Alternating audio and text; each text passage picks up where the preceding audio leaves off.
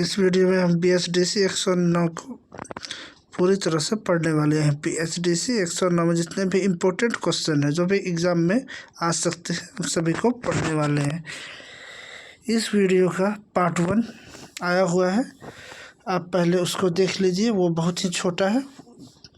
उसके बाद ये देख लीजिए, दोनों वीडियो आपको छोटा छोटा मिला के पूरे बुक कवर हो जाएंगे। चलिए आगे बढ़ते हैं।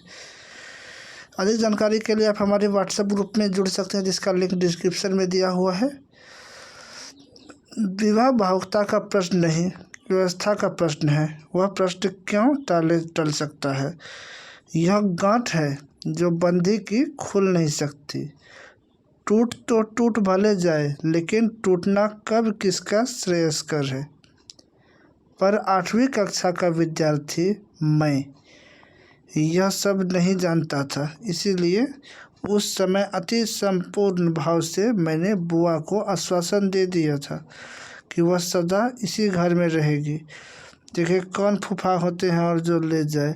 ऐसा मन ना करो बुआ, फिक्र क्या है, यह प्रमोद बड़ा होकर खूब कमाएगा और तुम्हारी खूब सेवा करेगा और तुम्हें कुछ कष्ट ना होगा। देखिए ये कहाँ से लिया गया है और कौन लिखा है, सभी को इस वीडियो में हम जानने वाले हैं। देखिए, विवाह भावुकता का प्रश्न नहीं, व्यवस्था का प्रश्न है। यह गद्यांश किसी भी युवा विद्यार्थी के दृष्टिकोण से व्यक्त होता है जो उस समय विवाह की जटिलता और सामाजिक संरचना को पूरी तरह समझने में असमर्थ है। इस अंश का संदर्भ किसी ऐसी स्थिति से जुड़ा हुआ है जहाँ एक बुआ जो अब अपने मायके में रह रही है, विवाह के बाद ससुराल जाने को लेकर चिंतित है। लेकिन लेखक जो उस समय एक 8वीं कक्षा का छात्र रहता, मतलब लेखक उस समय में 8 में पढ़ता रहता है, यही नहीं समझ पाता कि विवाह सिर्फ भावुकता का प्रश्न नहीं बल्कि एक सामाजिक और पारिवारिक व्यवस्था का हिस्सा है। वह भावनाओं के अभिभूत होकर बुआ को आश्वासन दे देता है कि कभी अपने घर नहीं जाएगी, और लेखक अपने बारे में कहता है कि मैं बड़ा होकर तुम्हारी देखभाल करूँगा। इसमें सिंपल से इतना सा बात है कि लेखक बहुत छोटा रहता है, वो 8वीं कक्षा में पढ़ता है। वो उस समय वही 8-9 साल का बालक रहा होगा या 10 साल का। तो उस समय के बालक का दृष्टिकोण ये होता है कि उसकी बुआ है, वो अपनी ससुराल क्यों जाएगी, वो हमेशा लेखक के साथ ही रहेगी। लेकिन उसे पता नहीं होता है कि विवाह जो है ये सदियों से चला आ रहा है, उसकी बुआ को ससुराल जाना है।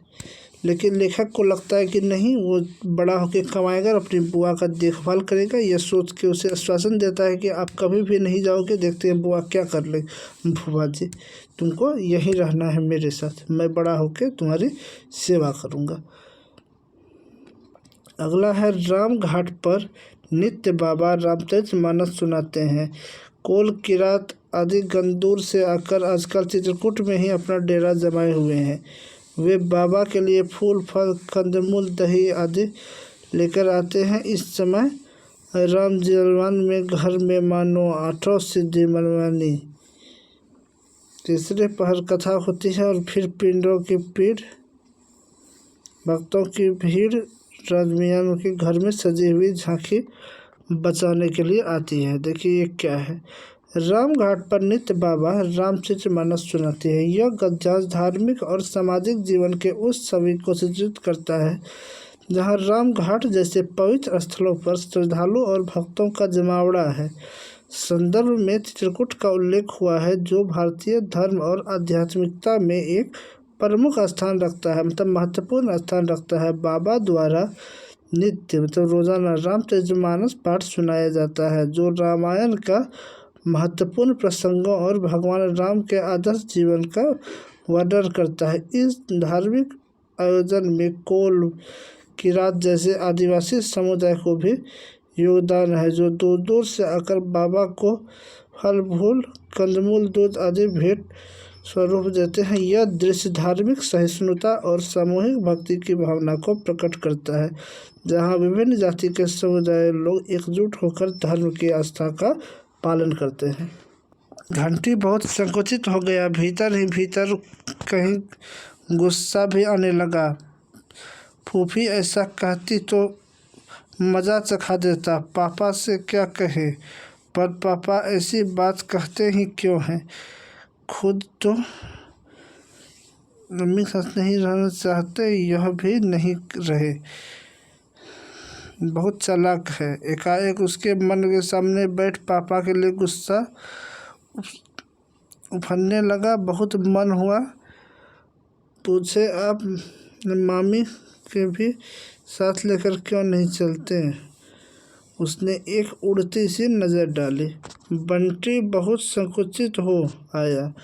यह गद्यांश एक किशोर के मन में चल रहे भावनात्मक द्वंद्वात्मक को दर्शाता है। यहाँ बंटी की स्थिति को समझने के लिए हमें उसके पारिवारिक संबंधों को भी देखना होगा। बंटी मन ही मन अपने पिता के प्रति गुस्सा की भावना उफान पे आए, खासकर तब जब उसके पिता की बातें उसकी माँ के प्रति निराशा का संकेत देती है।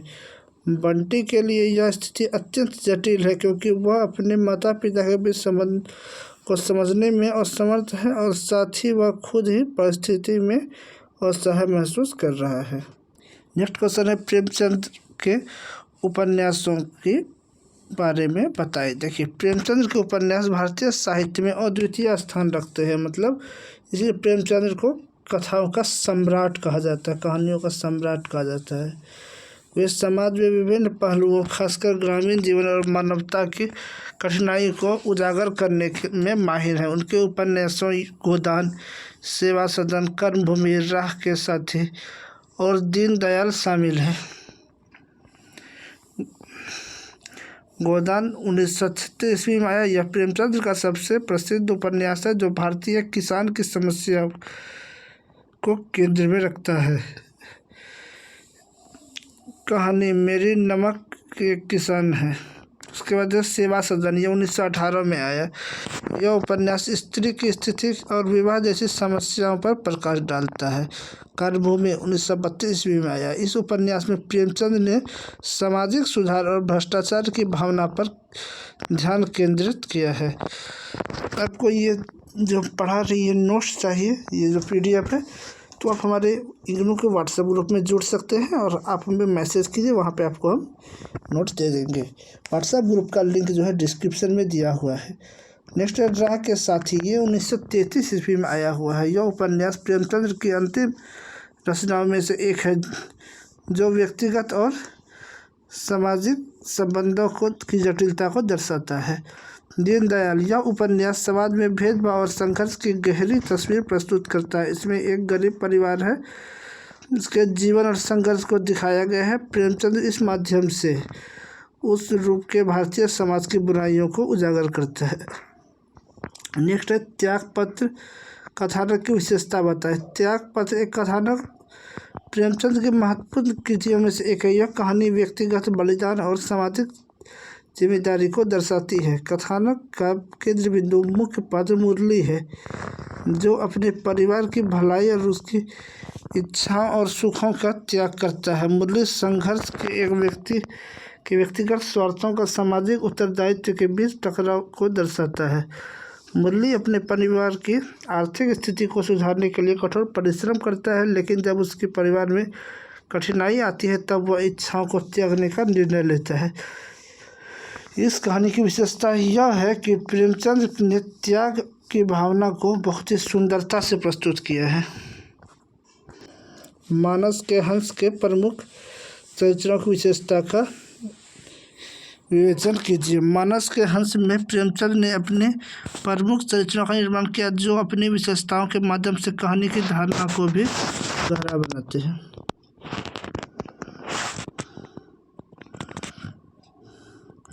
प्रेमचंद का हिंदी उपन्यास। प्रेमचंद को हिंदी उपन्यास में बहुत महत्वपूर्ण भूमिका निभाने वाले लेखकों में से एक माना जाता है। उनके पूर्व उपन्यास मुख्यतः प्राचीन तथा परंपरा, प्रेम और सामाजिक मुद्दे पर आधारित होते थे। ऐसे उपन्यासों में पात्रों का व्यक्तित्व और भावनाओं का महत्व दिया जाता था, लेकिन ये अक्सर समाज की वास्तविकता से दूर रहते थे। प्रेमचंद ने अपनी रचनाओं में न केवल कथा के माध्यम से मनोरंजन किया, बल्कि समाज की जटिलता, खासकर किसानों, मजदूरों और महिलाओं की समस्याओं को भी उजागर किया। ऐसा नहीं कि प्रेमचंद से पहले उपन्यास नहीं होता था। तब होता तब प्रेमचंद की क्या विशेषता है? तो विशेषता ये है कि प्रेमचंद से जो पहले उपन्यास आता था वो कोई राजा पे होता था, किसी की प्रेम कहानी पे होता था, जो सभी एक ही प्रकार के होते थे। लेकिन जब प्रेमचंद आया तो वो समाज में घट रहे घटनाओं के बारे में अपने उपन्यास में दिया। जैसे वो पूस की रात में गरीब किसान के बारे में बताया, दो बैलों की कथा में बैल के बारे में बताया। इस तरह से जो प्रेमचंद कविता है, सेवा सदन है, गोदान है, सभी में इसके इस प्रकार से ही है। जैसे निर्मला है, ये भी प्रेमचंद के द्वारा रचा गया है। यहाँ पे से क्वेश्चन है कि निर्मला उपन्यास की कथा वस्तु की विशेषता। देखिए प्रेमचंद का उपन्यास निर्मला भारतीय समाज का उस यथार्थ को दर्शाता है जहाँ स्त्री की स्थिति और विवाह जैसे मुद्दों को गहराई से विचार किया जाता है। देखिए जैसे समाज में, हम लोग का समाज में ऐसा है कि लड़की का विवाह को कुछ महत्वपूर्ण स्थान दिया गया है, सभी उसमें कुछ ज़्यादा ही रुचि लेके बड़े ही महत्वपूर्ण तरीके से उसको बनाते हैं। इस पे ही प्रेमचंद जी उपन्यास लिखे हैं। इस उपन्यास का मुख्य पात्र निर्मला एक सुशिक्षित और आत्मनिर्भर महिला है जो विवाह के बाद अपनी इच्छाओं और सपने के बीच जूझती है। उपन्यास की कथा वस्तु का केंद्र बिंदु उपन्यास का संघर्ष है, निर्मला का संघर्ष है, जिसमें वो अपने पति और ससुराल वालों के साथ अपने अधिकारों की पहचान के लिए लड़ती है। नेक्स्ट है मृगनयनी का राजनीतिक परिवेश। मृगनयनी उपन्यास प्रेमचंद द्वारा रचित एक महत्वपूर्ण कृति है जो राजनीतिक परिवेश और सामाजिक जटिलताओं का गहन चित्रण करती है। इस उपन्यास में भारतीय समाज में उस समय चल रहे समाजवादी और उपनिवेशवादी संघर्षों का पहचान किया गया है। मृगनयनी की कहानी एक प्रेम त्रिकोण के चारों ओर घूमती है, लेकिन यह केवल प्रेम कथा नहीं है, यह उस राजनीतिक और सामाजिक माहौल को भी उजागर करती है जो पात्रों के जीवन को प्रभावित करता है। उपन्यास में प्रेमचंद ने अस्थायी रियासतों, सामाजिक विषमताओं और किसानों के संघर्ष को भी केंद्र में रखा है। तो वीडियो हम लोग का यहीं पे समाप्त हो गया है। वीडियो अच्छा लगा तो चैनल को सब्सक्राइब कर दें, वीडियो को लाइक कर दें। वीडियो देखने के लिए धन्यवाद। जय हिंद।